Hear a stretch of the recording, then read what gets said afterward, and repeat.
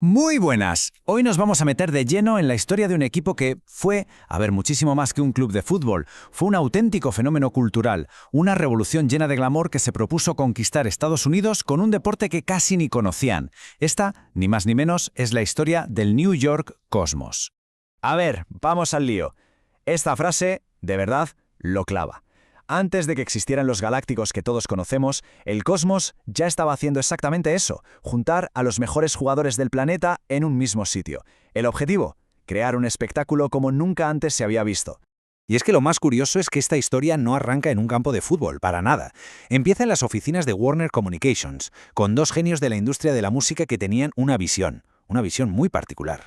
Los hermanos Ertegun, que eran los fundadores de Atlantic Records, no querían solo un equipo de fútbol. ¿Qué va? Ellos querían mezclar el deporte con toda la energía artística y musical que hervía en Nueva York.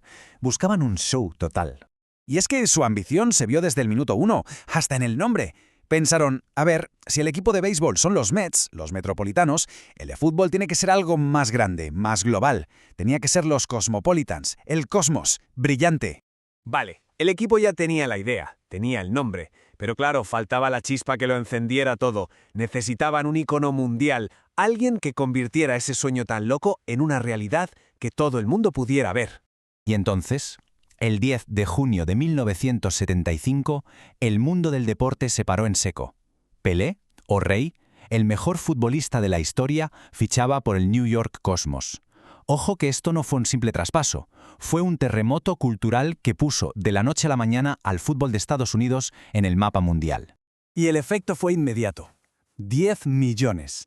10 millones de personas vieron el debut de Pelé por la tele. Fue un récord absoluto para el fútbol en Estados Unidos en aquella época. Estaba claro, el experimento del Cosmos había funcionado. ¿Y de qué manera?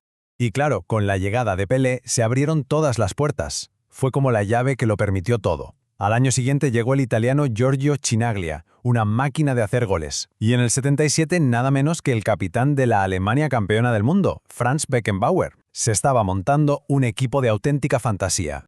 El resultado fue una colección de talento que, sinceramente, no tenía ningún precedente. Esto no era un equipo de fútbol normal, era como una selección mundial, jugando con la misma camiseta. Tenían a O'Reilly Pelé, al Kaiser Beckenbauer, a un goleador con un carácter tremendo como Chinaglia y al gran capitán del Brasil del 70, Carlos Alberto.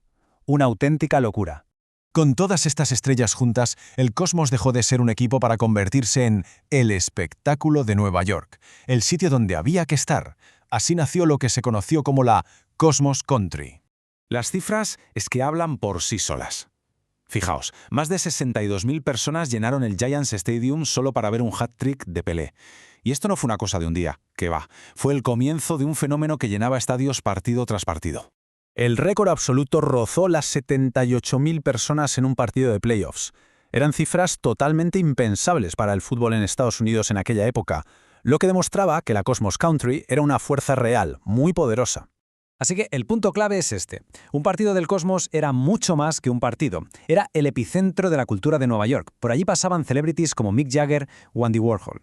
Los jugadores eran tratados como estrellas del rock y el club, como no, estaba ligado al glamour de la mítica discoteca Estudio 54. Pero ojo, que no era solo espectáculo y fiesta. Es que encima ganaban.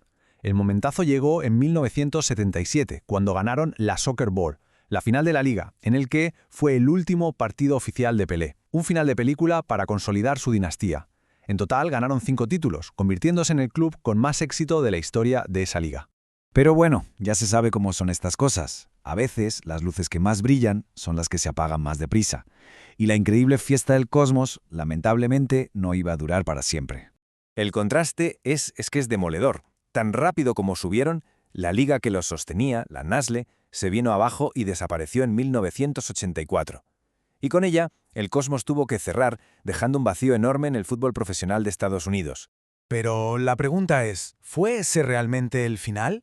Bueno, el equipo desapareció del campo, pero su impacto, su leyenda, eso nunca se fue del todo.